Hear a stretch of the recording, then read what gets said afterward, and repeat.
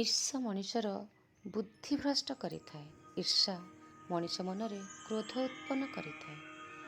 ଈର୍ଷାରେ ବଶବର୍ତ୍ତୀ ହୋଇ ମଣିଷ ଉଚିତ ଅନୁଚିତର ବିଚାର ଶକ୍ତି ହରାଇ ବସେ। ନିଜର ମାନସିକ ଅଶାନ୍ତିର ନିଜେ କାରଣ ହୋଇଥାଏ। ତାର ଆଖପାଖ ପରିବେଶରେ ମଧ୍ୟ ତା ପାଇଁ ଶାନ୍ତିଭଗ୍ନ ହୋଇଥାଏ। କୁରୁଶ୍ରେଷ୍ଠ ଦୁର୍ଯ୍ୟୋଧନ ପାଣ୍ଡବମାନଙ୍କ ପ୍ରତି ଈର୍ଷା କରିବା ଯୋଗୁଁ ହିଁ ମହାଭାରତ ଯୁଦ୍ଧ ହୋଇ କୌରବ ବଂଶ ଧ୍ୱଂସ ହୋଇଥିଲା। ଦୁର୍ଯ୍ୟୋଧନ ନିଜେ ହିଁ ନିଜର ପ୍ରିୟ ପୁତ୍ର ଭ୍ରାତାମାନଙ୍କର ମୃତ୍ୟୁର କାରଣ ହୋଇଥିଲେ। ନିଜର ସାମର୍ଥ୍ୟ, ରାଜ୍ୟ, ସୈନ୍ୟ ସାମନ୍ତ ସବୁକିଛି ହରାଇଥିଲେ।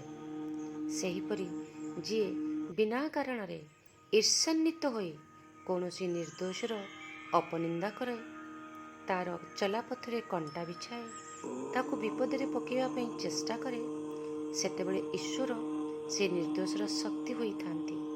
ତାର ପାଖେ ପାଖେ ରହି ରକ୍ଷା କରିଥାନ୍ତି, ଠିକ୍ ଯେପରି ପାଣ୍ଡବମାନଙ୍କୁ ରକ୍ଷା କରିଥିଲେ।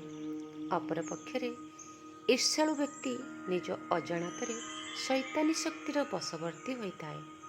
ଏହି ଶୈତାନୀ ଶକ୍ତିର ପ୍ରଭାବରେ ସେ ଅନେକ ଅନୈତିକ ଅନୁଚିତ କର୍ମ କରିଥାଏ, ଯାହାଦ୍ୱାରା ନିଜର ସବୁ ପୁଣ୍ୟବଳର କ୍ଷୟ କରିଥାଏ ଏବଂ ନିଜେ ହିଁ ନିଜର ଅଶେଷ କ୍ଷତିର କାରଣ ହୋଇଥାଏ।